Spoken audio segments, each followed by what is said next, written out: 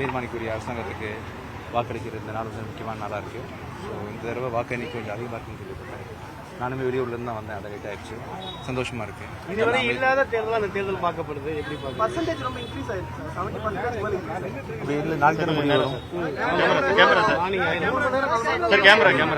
ரொம்ப சந்தோஷமாக இருக்குது. நிறைய மக்கள் வந்து இந்த தடவை வந்து ஓட்டு போடுறது ஆர்வம் காட்டுறது சந்தோஷமாக இருக்குது. சார் என்ன காரணம்னு நினைக்கிறீங்க சார்? ஏன்னா எப்போதும் இல்லாத அளவுக்கு வாக்குப்பதிவு அதிகரிச்சிருக்கு. இதுக்கான காரணமா இல்லை, என்ன? போன தடவை வாக்குப்பதிவே அதுக்கு முந்தின வாக்குப்பதிவோடு அதிகமாக வந்தது தான். ஸோ நாளாக மக்களுக்கு வந்து ஒரு ஓட்டு போடுறது நம்ம கடமைன்ற உணர்வு வந்துகிட்டே இருக்குன்னு எஜுகேட்டட் பீப்புள் அண்ட் அவேர்னஸ் இதை பற்றி ஓட்டோட முக்கியத்துவத்தை பற்றி அவேர்னஸ் அதிகமாக இருக்குன்றதா நம்ம இந்த முறை போலிங் அதிகமாக இருக்கு. அதே போல வந்து போட்டியிடக்கூடிய எண்ணிக்கை 4 முனை போட்டி 5 முனை போட்டியாக மாறி இருக்கு. இதெல்லாம் எப்படி பார்க்குறீங்க? அது நாளைக்கு தான் தெரியும். நீங்கள் சொல்கிற ஒரு விஷயம்லாம் வந்து பார்த்தீங்கன்னா நம்ம கவுண்டிங் எடுக்க போகிறாங்க இல்லையா, அன்றைக்கி வந்து தெரிஞ்சிடும் எவ்வளோ அதிகமாக இருக்குன்னு சொல்லிட்டு.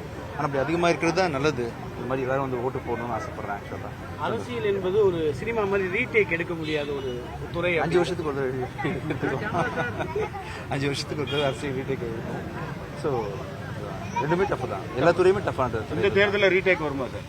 இது வராதுங்க சார். வராங்க சார். யாராவது ஒருத்தங்க வந்தா நான் நீங்கள் யாரும் என் வாயிலிருந்து ஏதாவது வாழ்த்துக்கள் தம்பி.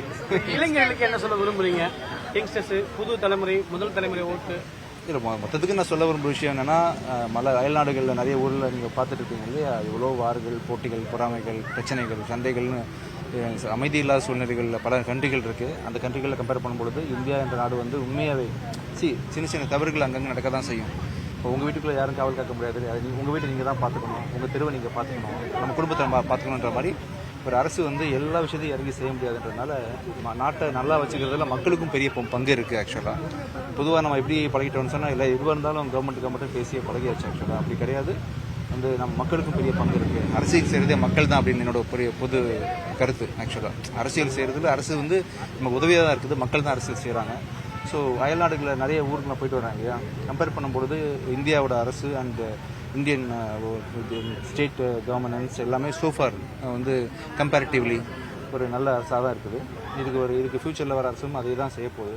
ஸோ அப்படின்னா ரொம்ப வெகு நாளாகவே வந்து கவர்மெண்ட் வந்து நல்லா தான் இந்தியாவை கொண்டு போயிட்டுருக்கு. அவங்களால முடிஞ்ச வரைக்கும் பண்ணுறாங்க. யாருக்கும் வந்து தப்பான ஒரு விஷயம் பண்ணுன்ற ஐடியாலாம் கிடையாது. ஆக்சுவலாக நல்லா பண்ணிகிட்டு இருக்கிறாங்க. அது தொடர்ந்து யார் வந்தாலும் செஞ்சுட்ருக்குறாங்க, செய்வாங்க.